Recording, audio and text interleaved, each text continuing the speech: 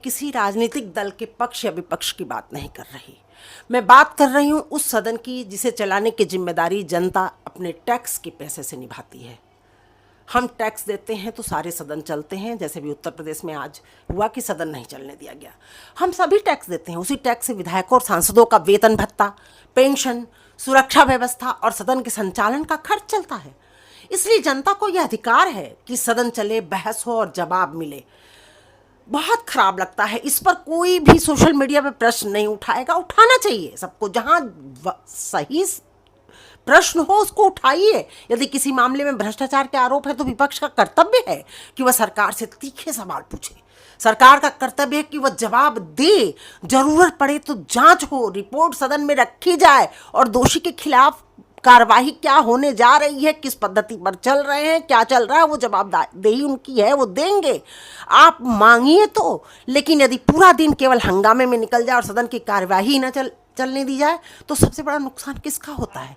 कभी आपने सोचा है? ये सरकार का नहीं, विपक्ष का भी नहीं, बल्कि उस जनता का होता है जिसने अपने प्रतिनिधियों को चुनकर सदन में भेजा है।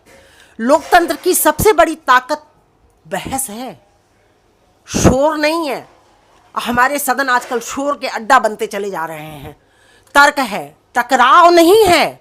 सवाल पूछिए, जवाब मांगिए, सरकार को कटघरे में खड़ा कीजिए।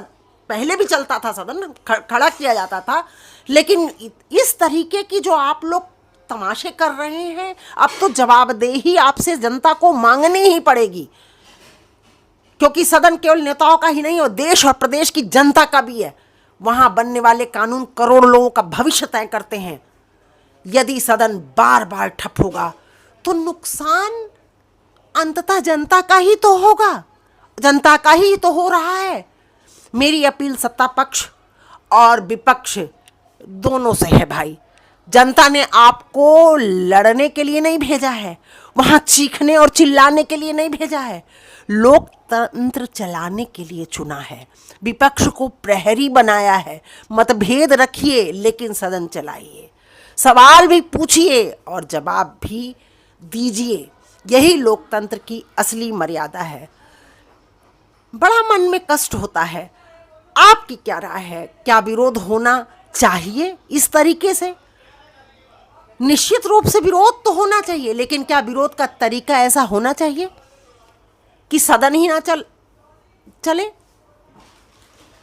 सदन को चलाना ही नहीं है। अपनी राय अवश्य लिखिएगा। मैं नीरजा मिश्रा, निर्बल कल्याण समिति की अध्यक्ष। धन्यवाद।